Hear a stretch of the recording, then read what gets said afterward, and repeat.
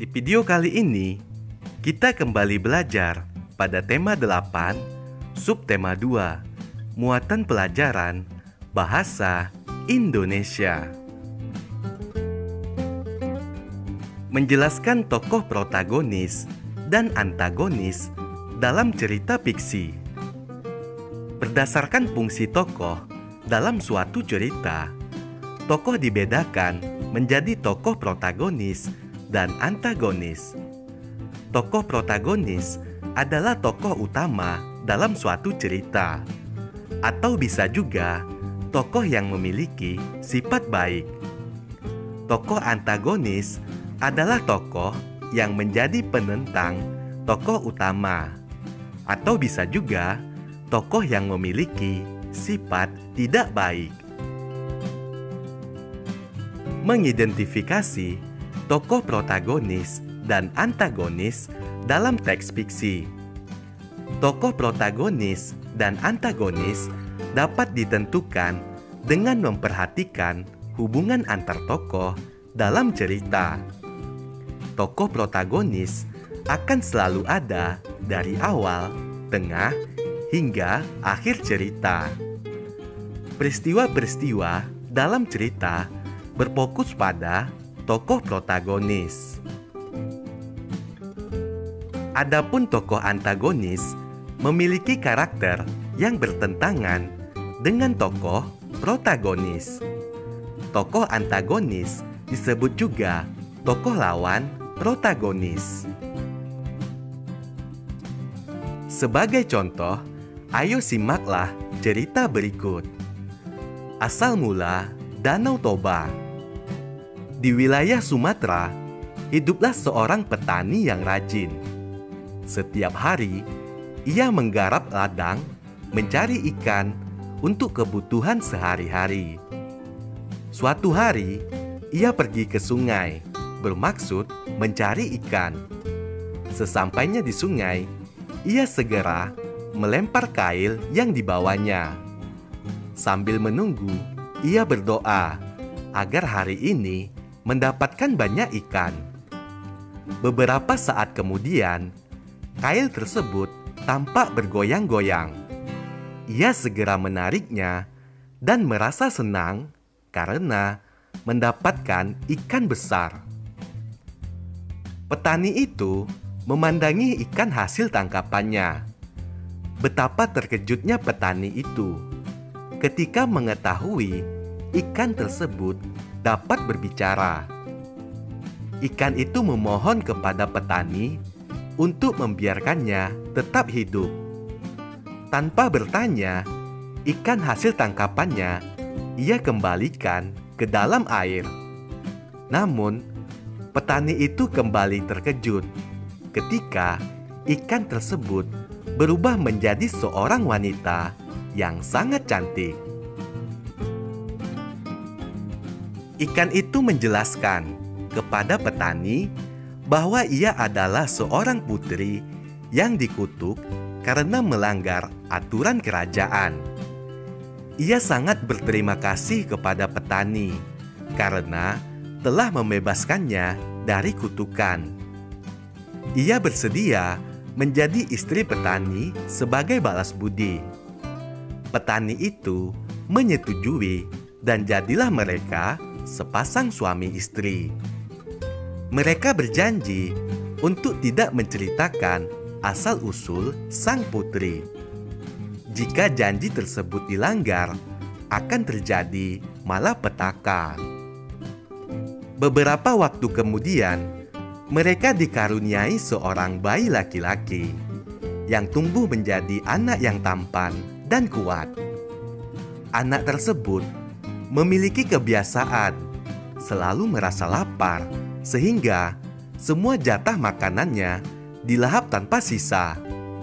Suatu hari, ia mendapat tugas menghantar makanan untuk ayahnya ke sawah. Sebelum sampai di tempat ayahnya bekerja, semua makanan tersebut dilahap habis olehnya hingga ia tertidur di gubuk. Sambil menahan lapar, petani itu pulang ke rumah. Dalam perjalanan pulang, ia melihat anaknya tidur di gubuk dan segera membangunkannya. Setelah anaknya terbangun, petani itu segera menanyakan makanannya. Anak itu mengatakan bahwa makanannya sudah habis ia makan. Mendengar jawaban anaknya, petani itu marah dan menyebut si anak sebagai anak ikan. Tanpa sadar, petani tersebut telah melanggar janji dengan istrinya. Seketika itu, anak dan istrinya lenyap. Dari bekas injakan kaki petani, menyemburlah air yang sangat deras dan meluap tinggi, membentuk sebuah danau. Danau itu hingga kini dikenal dengan nama Danau Toba. Kita sudah menyimak cerita asal mula Danau Toba. Sekarang kita dapat menentukan tokoh protagonis dan antagonis dalam cerita tersebut. Tokoh protagonis dalam cerita tersebut yaitu Putri Ikan. Sedangkan tokoh antagonisnya yaitu petani dan anak petani.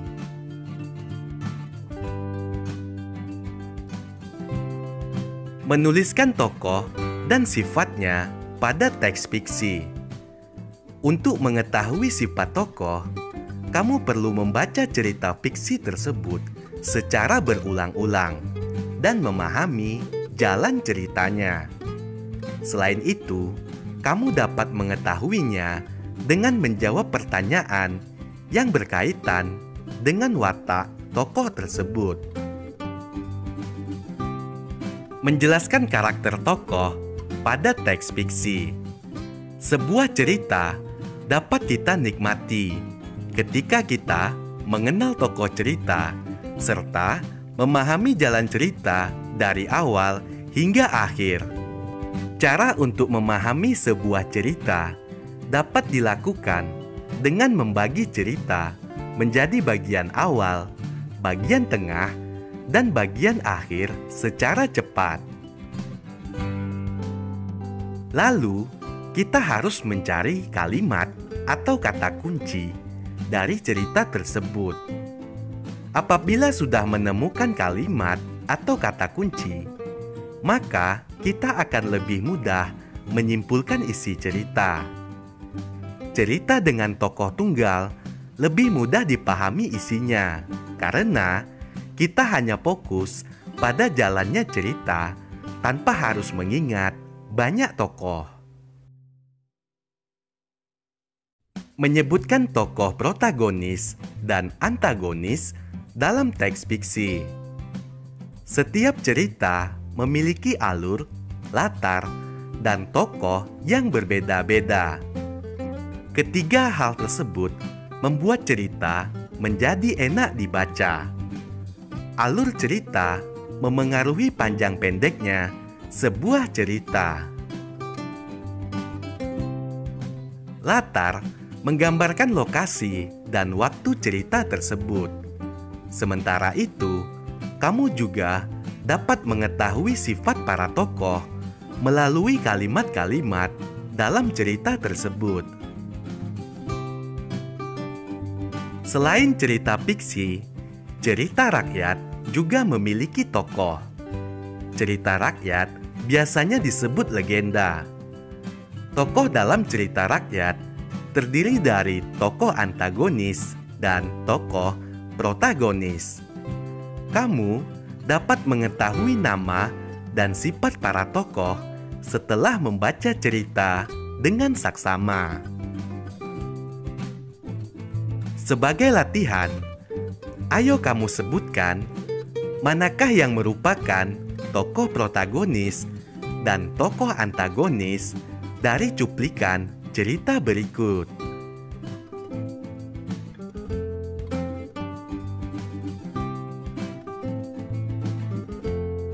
Menjelaskan hasil identifikasi jenis dan tokoh-tokoh dalam teks fiksi atau fabel.